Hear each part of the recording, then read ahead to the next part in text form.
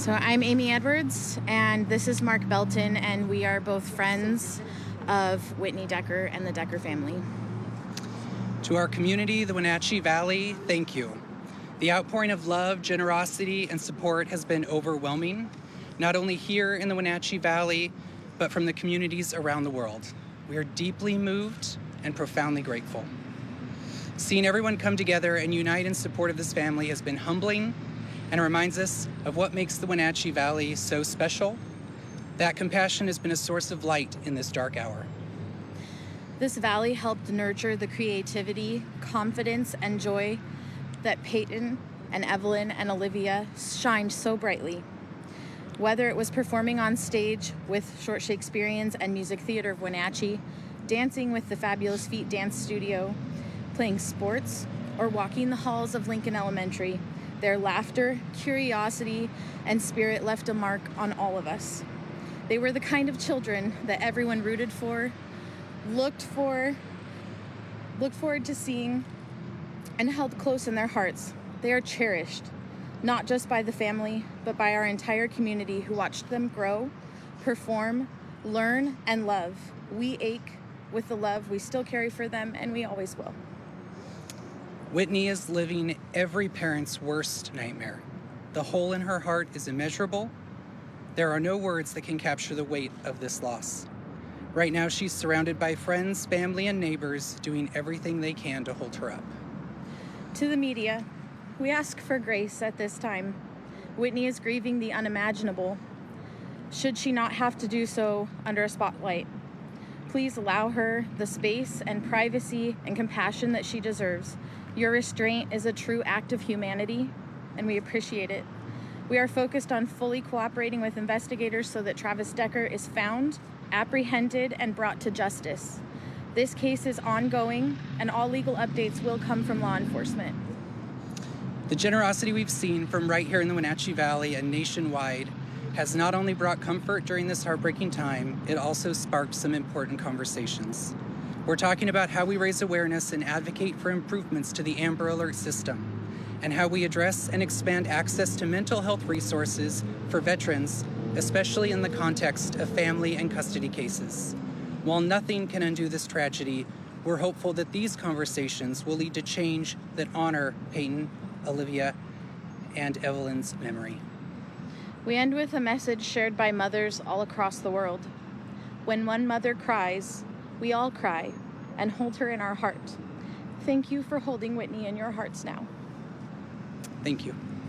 Is there anything that people watching can help in any way? So there is a group, and we ask that they look that up on Facebook, where they can see ways that they can support this movement, and we'll take no further questions. Thank you. Thank you all.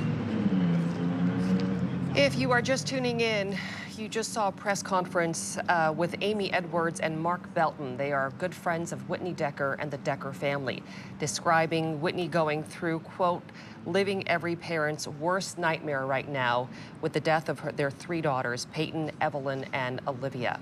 Tonight, the victim's family is giving new insight into Travis Decker's mental health struggles leading to the devastating discovery of his daughter's bodies. And Wenatchee police say they have new leads in their widespread search of rugged terrain.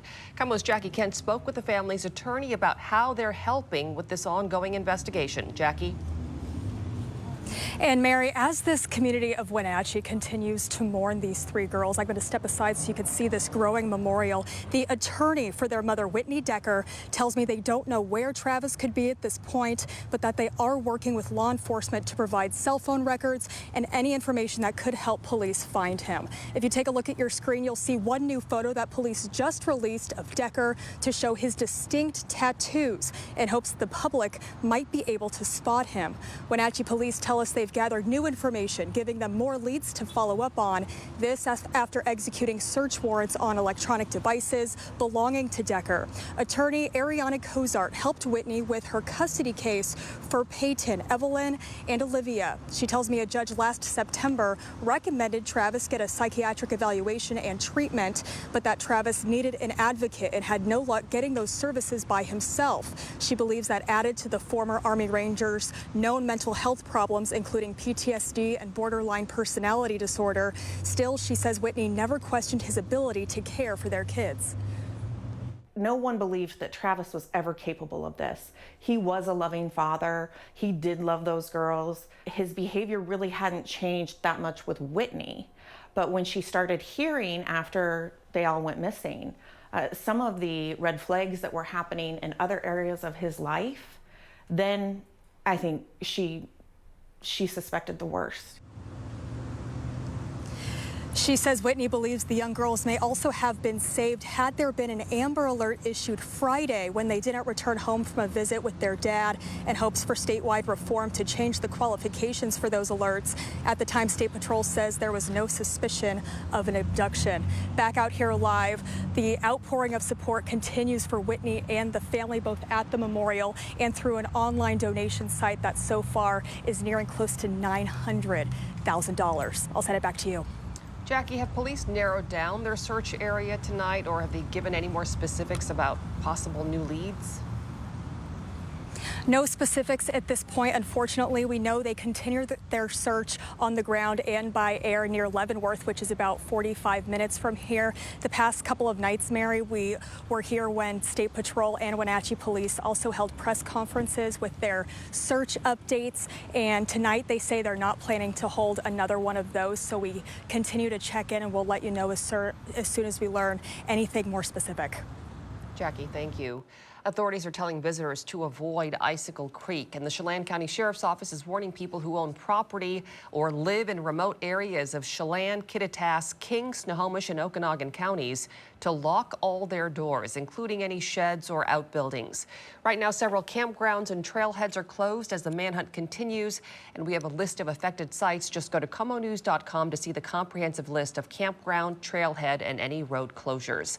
And stay with KOMO News as we track the latest developments in the story. We'll have the newest information for you on the air and online at KOMOnews.com.